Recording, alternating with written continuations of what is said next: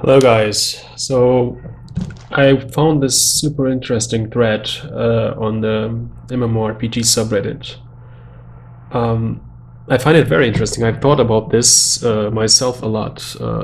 That if I wanted to make an MMORPG someday, if I had the team for this, would I go to, let's say, Kickstarter and just tell everyone what I'm gonna do and just step by step reveal everything that I'm doing? And there's this process where the players, the would-be players, are seeing every small development we are doing. They are voicing their disapproval or sometimes what they like, and they just give constant feedback. I'm asking myself if this is the correct approach to game development. This is what many companies are doing today, but it's kind of kills all the mystery about a game. When you think about games like Valheim, for example, it came out of nowhere. Nobody expected anything. People suddenly went in and found this beautiful world, this beautiful mechanics, this fun, easy fun. I mean, if people were expecting a lot of things, if this was a Kickstarter project, I don't know actually if it was a Kickstarter project, but I kind of know that it wasn't very known at all, right? Would it be as hype as it was? Would people have found this much joy in it, in this project? I'm inclined to say no.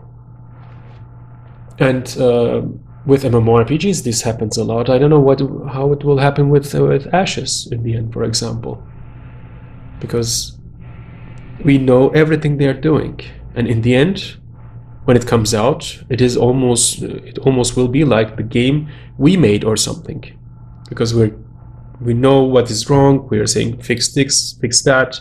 Same thing with New World. I mean, will people go into these games and have this genuine, joyful fun that also has to have a little bit of element of surprise in it for it to happen in this fun way? Like think about all your favorite games that you were very much influenced by. Like for me, it's games like Fallout 1 or 2, Planescape Torment, Bloodlines. These games took me and by surprise. I installed these and they were like, okay, this is another world. This is so weird. This is so crazy. This is so cool, right? I mean, I had read it, maybe a games article or something from a magazine or something, but that doesn't prepare you for the experience, really. And nowadays, I mean, you have consumed so much media regarding the game before the game even comes out. If that kinda kills the potential of a game, I've thought about this a lot. So this guy says something similar to this. I'm gonna read you this, and unpopular opinion, it says. Not an unpopular opinion, maybe, I don't know, but I understand where he's coming from, because it's become such an established way. Unpopular opinion: open development model kills creativity and a sense of mystery and wonder. We see it all the time. Usually an indie studio announces a new project, not just indie studios, Amazon does it too. Starts off with dev diaries, concept sketches, and a list of generic core features, and then states that it will work closely with the community throughout the design process. Throughout the process, a passionate community forms and starts throwing feedback at the devs on how the development should be steered, what features are good, and which ones should be scrapped. Players are able to play during pre-alpha, then during alpha, then closed beta, then early access. Everything about the game is known before it's even launched, and the final product is a mishmash of features that exist in just about every other MMO, usually because players wanted to migrate those features from their previous favorite MMO. What we're left with is a generic product that lacks creativity, too many cooks, unique identity, features borrowed from every other MMO, and all sense of wonder and mystery is lost as the entire game has been transparent to the players. In my mind, I want the industry to go back to announcing games when they're close to being finished, and for the devs to take risks and make games that truly fit their own creative visions, and not rely on the gamers to build the game for them. I very much agree with this. It's a very good insight, very well put. One thing I very much notice is, for example, with every coming MMO, people are talking about the end game. What's the end game like? Is there end game content? Is there, or is it gonna be dead in the end game?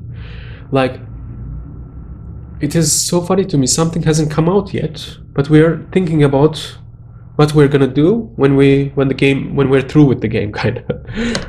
So what's like, that is kind of, that kills the mystery, right? Like, the devs are gonna, then the devs come out and say, yeah, we have endgame raids, we have endgame world bosses, we have this and that, we have this dragon here for you to kill, we have this 20-man dungeon for you to raid dungeon for you to go through.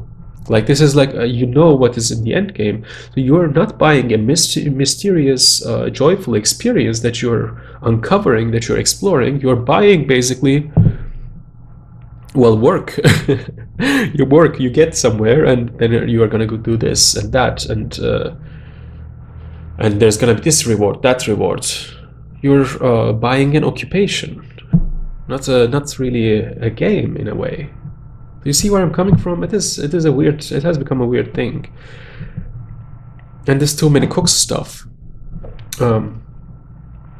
Yes, for sure. I mean, too many cooks kills a game. Definitely. When you think, well, if you have read about not Apex Legends, what was the game? Anthem.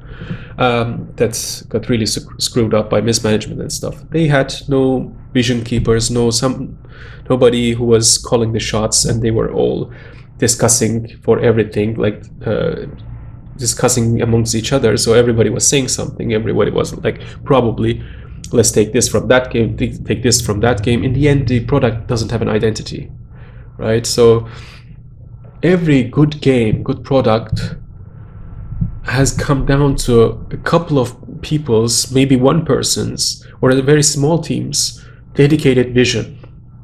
It could be maybe a bit of a larger team that contributes to the real game idea, but then these people are very close-knit. And for example, in Fallout 1, the people were all like pen and paper sci-fi freaks, and they were reading the same books, they were consuming the same visual media. So they were a very close-knit group of 20-year-olds, right? So that can also work, right? If people can meet in that vision. But with a large company, you have to have a couple of guys that are keeping this vision of the game.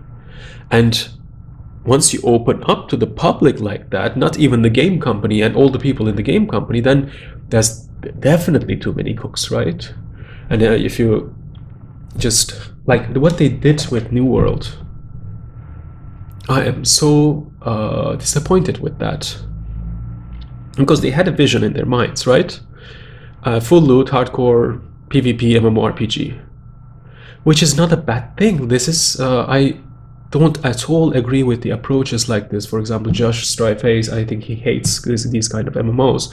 He always keeps saying, in the end, of course, at last they realize that something like this is not gonna work. Duh, like, you know, why shouldn't it work? I mean, Albion Online Works is hugely popular today, these days. Like, it is, I don't see him mentioning this game, Albion Online, a lot, because it would disprove his every opinion about this genre, because people are loving this game. I mean, Albion Online has a lot of flaws, but I still love the game. It's a very good game. But like, it's very popular. But what he often says is, this kind of thing would not be popular, would not have success, because nobody wants to play this. No, I mean, maybe a lot of people don't want to play this. Maybe you don't want to play this, but I know a ton of people that want to play something like this. Also, like full loot MMORPGs don't have to be that hardcore. Just that's some approach that these new yeah, companies are taking. But well, maybe I'll make a video about full-load MMORPGs, hardcore MMORPGs in the future, but I don't want to convolute it too much right now, although I did it a bit still. What I wanted to say is that there is a niche for these games, right? There is like these games can become hugely successful. New World didn't have to come out and be another PvE game, you know? Like, think back at, okay, we have this WoW formula which has proven to be very successful, yeah? At the same time, before the WoW formula, every MMORPG was very different from WoW.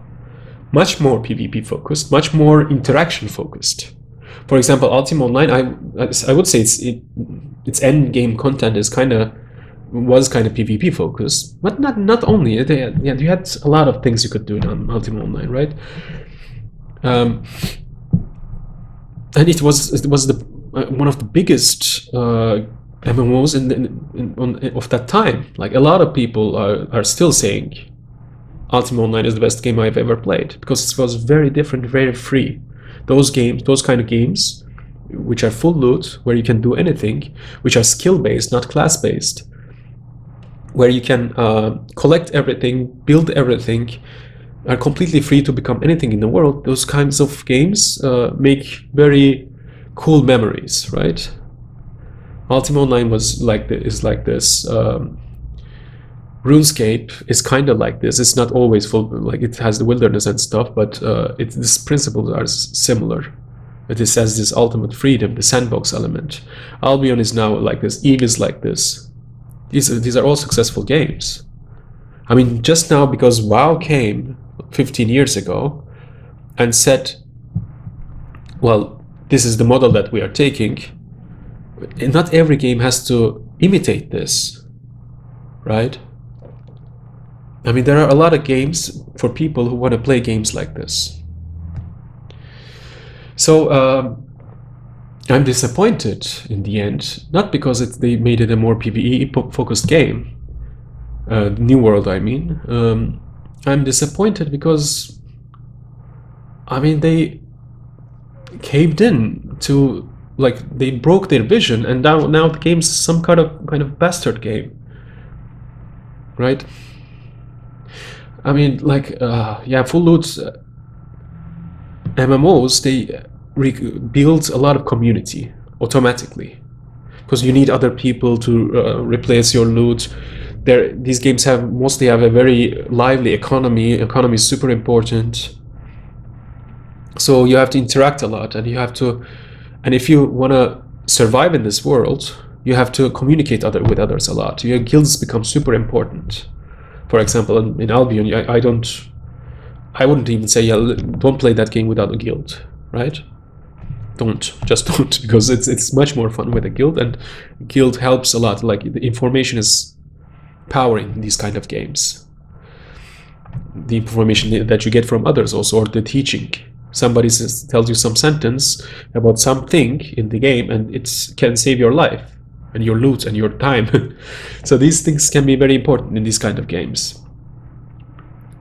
And New World gives me the impression of this kind of a game, what they did. Like, the collecting feels very RuneScape, like, for example, right? Like, this skill-based, everywhere there's something, a lot of grind, right? And there is not much raid or bosses or whatever. There's not much abilities. It's just it's PvP focused. But PvP focus can become much more livelier if you have loot loss or item loss. I mean, yeah, that would... I don't know if it would become the greatest hit of all time with this kind of approach. But I'm pretty sure that it won't become the greatest hit of all time with this bastard game that it has become. It is like, it seems like kind of like a good game, but not. I mean, if it's gonna, it kind of wants to be a bit of Dark Souls-y type of World of Warcraft with PvP. If you had gone with the original vision, I think that vision had much more consistency. For example, they want crafting to be very relevant in this game.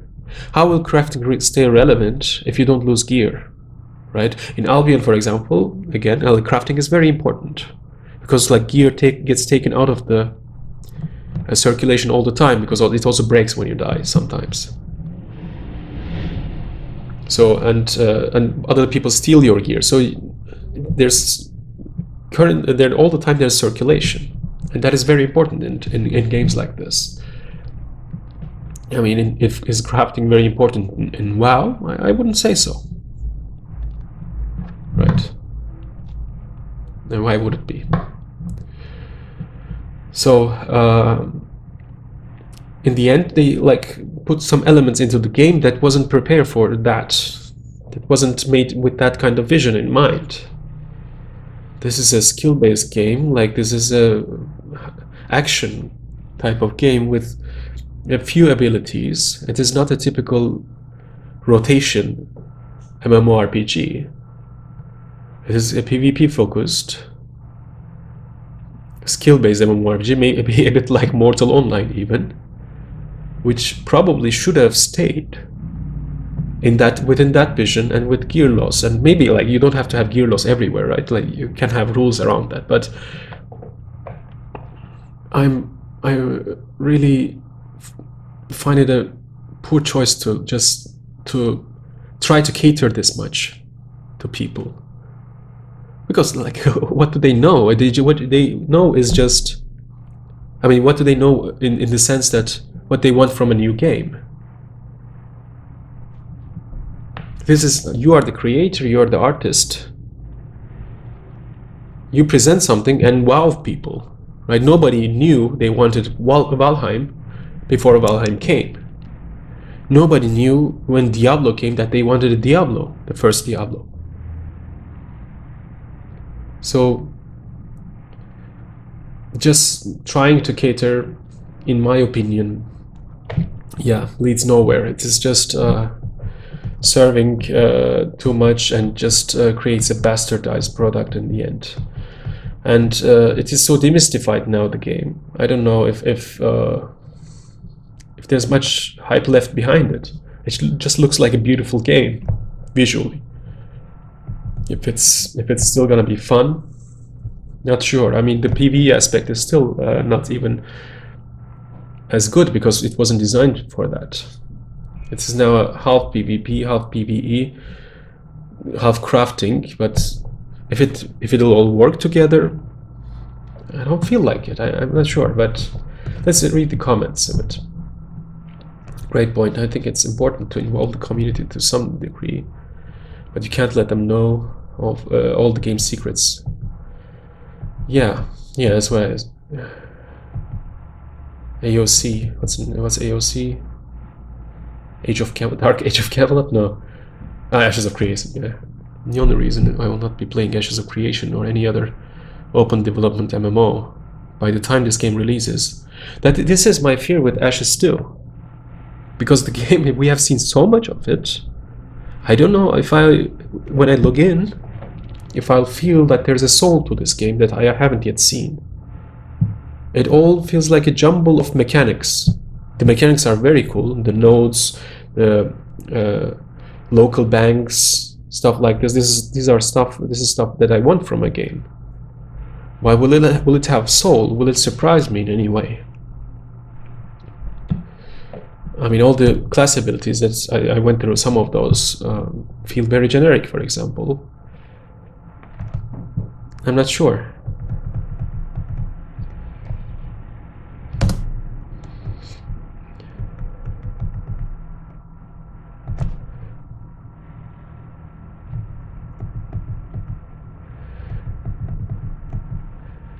So I work on a game that is very open to player feedback. We are in beta now, but we have been taking feedback since 2016. I think it's very important to take feedback seriously and implement it in a way that stays true to your vision. That means, of course, not all feedback gets implemented. And what does get implemented may be done quite differently than what the player imagined. They may or may not lie the way we have chosen to deal with an issue. There's an old adage, yeah.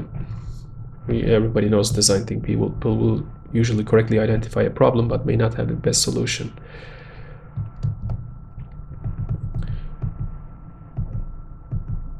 Yeah, I mean, players have a great perspective on what's fun and how things feel. Yeah, maybe that's what they should have done with New World, for example. Oh, this feels bad. Losing gear feels bad. But why does losing gear feel bad? Maybe gear is hard to come by. Maybe maybe the travel distances are too far, right? Like that make like if you have to run back for gear every time and you're set back a lot, maybe was the issue.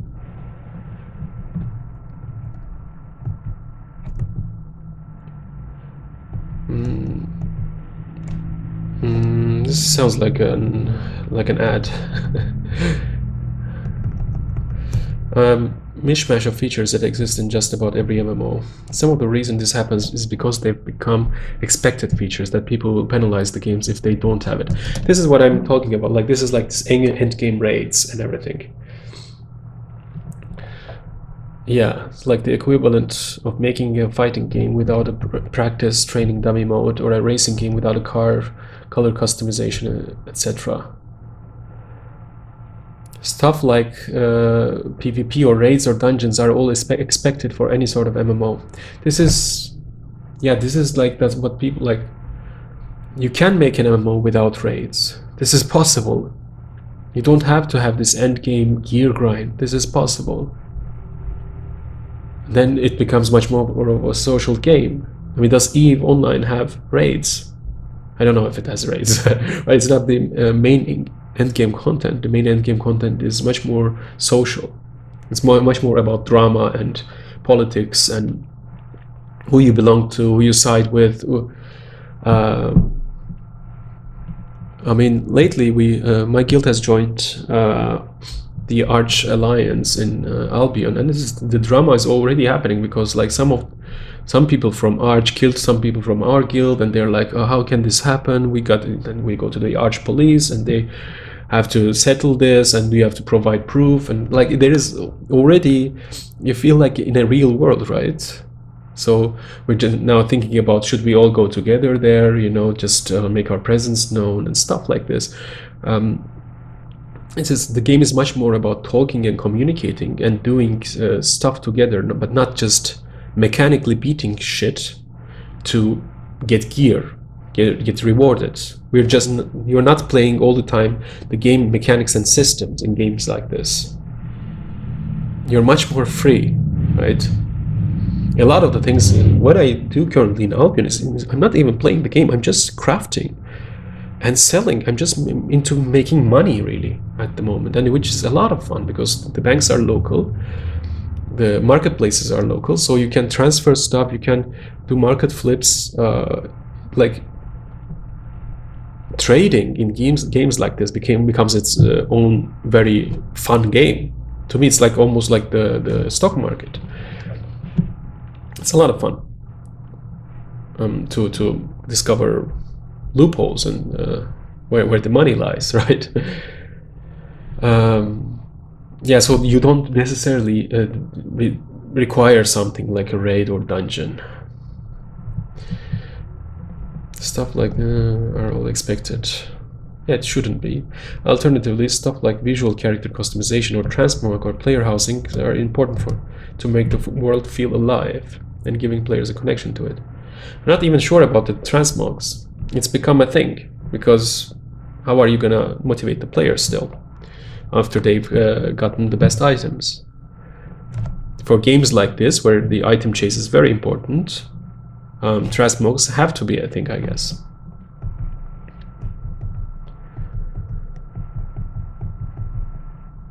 Hardcore raiders and PvPers should be ignored by game devs.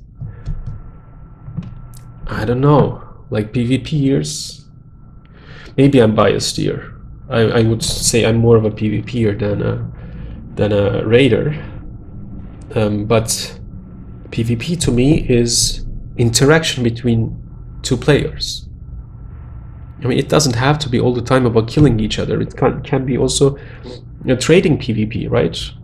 Like when you make money, mostly you're stealing someone else's money. It's a competitive game, playing the marketplace or the auction house. Like maybe he says hardcore PvPers should be ignored. It's just like everything that is between two players or more players, I find much more interesting in an MMO than very carefully designed encounters. It is my understanding of an MMO, but I can understand that not everybody agrees with this. Thing is, like, this raids put such an endless amount of load onto the development team, because they always get you always need new raids, and there are a lot of they need a lot of time, a lot of it, like a big team to program and everything. If you have world PvP, that is already endless content for very little that you have to do as a game dev. Of course, there has to be some motivation and some rules, but that's it, basically.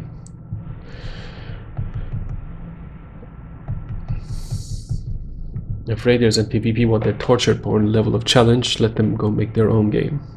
So it's like I don't agree with this guy's stance here. Generally, this is what I'm saying, like, or what the main guy is saying, the OP is saying. He's saying that don't listen to people like this. If you have a vision, you go with your vision. I mean, it's completely okay if some company also wants to come out and say, like, we are making a completely rate-based MMO. They should do that, and they shouldn't just go and collect people's opinions and who say, oh, these rates are too hard, blah, because it's not the game for you, probably. Then the rates can be hard, just if the vision is like whole. If that game feels unique and it's a very different game, maybe it'll change the MMORPG sphere completely. Or a very PvP focused game, it can change everything completely. We don't need like this formulaic thing. It is, you have to have mediocre raids, you have to have this, you have to have that. You don't do hardcore PvP, you don't do hardcore PvE. It's not about that. It's about the vision of the game. I agree wholeheartedly, but the problem goes deeper. It's part of this whole parasocial environment that we live in as gamers now. Once the game launches, there are streamers, YouTubers, videos, and guides explaining every single quest, mechanic, dungeon, zone, and about. Well, you don't have to consume these, right? Here's a video guide on how to most efficiently level to max. I mean, I would be okay with, like, if suddenly a game comes out and before that there's no content like this through betas and alphas and early accesses, well, then it's fine, I think, because you can discover the game at the same time as everyone else. There's no exploration, experimentation, or discovery. I mean, he's kind of lamenting the age, I guess, here.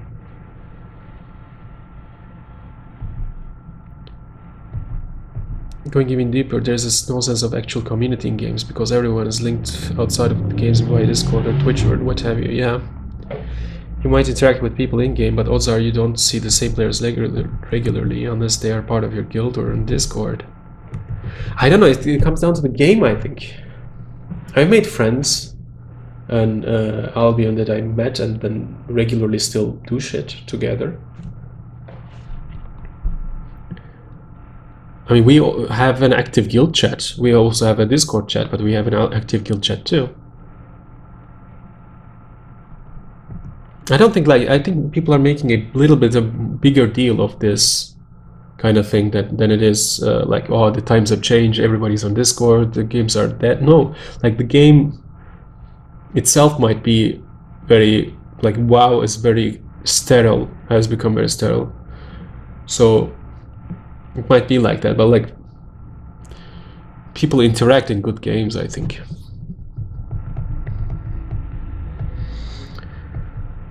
Gamers will optimize the fun out of any game. I mean, this is game design. If super optimized guy is much better than a, like if there are a couple of builds that are super good, super optimized, and everybody else fights at 80% power, then this is an issue with game design. But if there's a couple of percent difference, then do whatever you want. Then I watched that interview with the Path of Exile lead game designer that Asmongold did. I mean, I think they're making a good job, if he is to be believed. I get the point you're making, but the problem is that not every company wants to make an MMO like they used to. Yeah, nowadays it's a niche genre in the gaming industry. It's a risky business, and if you want to have a successful game, then you've got to show that what you've got. If you want people to invest in, it's maybe with Kickstarters, founders packs, or pre-orders. Maybe or maybe not. Have you seen this? Have you guys seen this Palia or something? I think there's nothing about it. Only like a trailer video. I think people are very hyped for this game. And it wasn't a Kickstarter, I think, and there's nothing to play, and they're not making that much hype. But it is gonna become something very good, I think. Like, if you can... I think it's also, if the development team doesn't have to engage in this marketing all the time, they can focus more on the game, right? And on the vision and what they want to do. If it's a good game in the end, it's gonna be successful. A good game becomes successful. This is my philosophy. If you don't agree with this, I can't change your mind, I think. But a good game is not dependent on this kind of marketing. People will somehow like flock to it. It will, more people will play it, and they will it will become successful in the end. I thought of this in the past. Des tried to keep in touch with the community to not deviate much from what the market demands, and they try to make something that those people would buy. This risk-return stake. If the company wants to diminish the risk of deviating too much and be a failure, they will do more or less what the community says. And the thing is, like, who are you serving?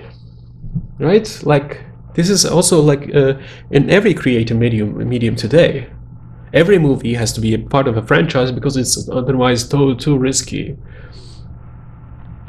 I guess. But in the end, what you're risking is making a boring product that nobody in the end will give a fuck about. I don't think it reduces the risk that much, actually.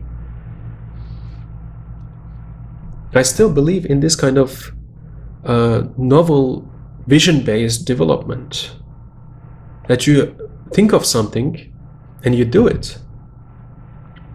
The games that you remember from these last decade are mostly games like this, not games that try to be like other games or try to serve everyone. Think about Darkest Dungeon. What kind of a game is that?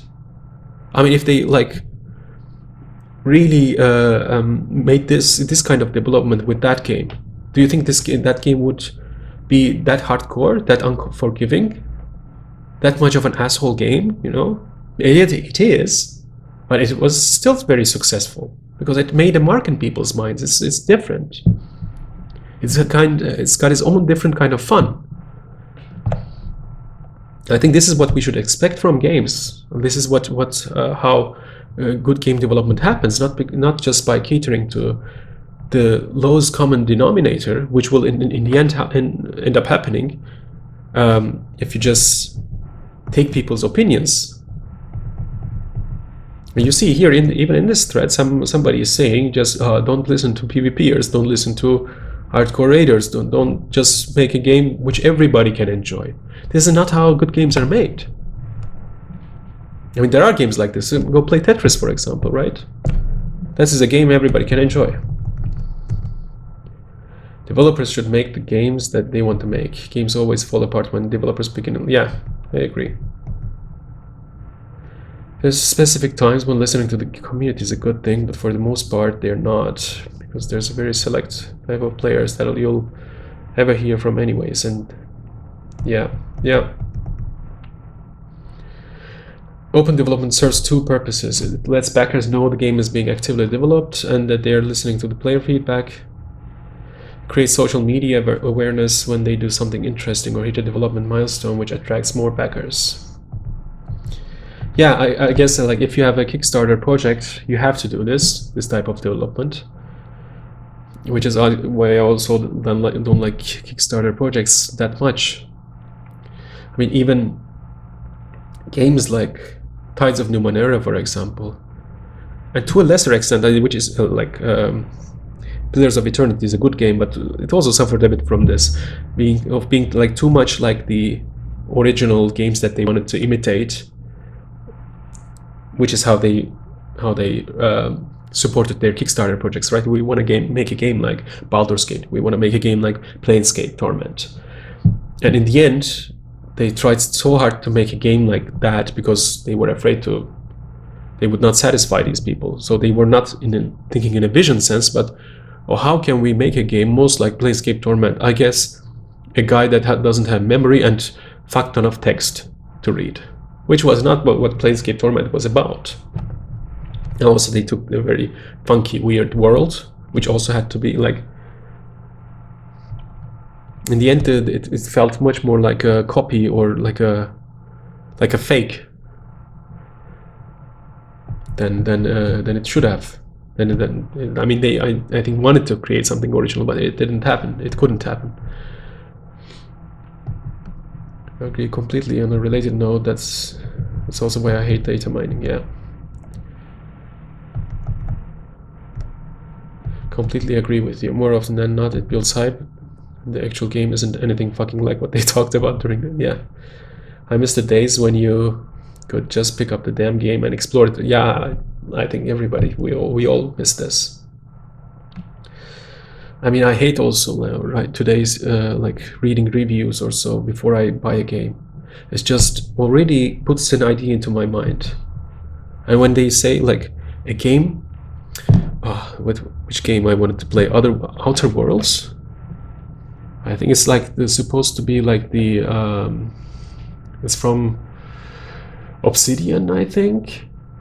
It's supposed to be like the original Fallout or something like this. In the end, like I know this development team, right? And I know this will be a great game because I love these this kind of original games that they are based on. And if I wouldn't have heard that game, I just bought and played and loved it extremely much, I think. But I just read somewhere, if there was more weapon diversity, it would be so much better. Now I have this taint in my mind. I will feel when I play that game, there's not so many weapons. But if I hadn't thought of that before, I wouldn't have thought of that on my own, I think. Because I value other things much more in these games, like story or freedom.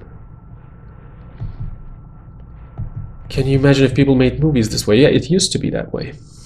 Good Lord, they would be truly the worst.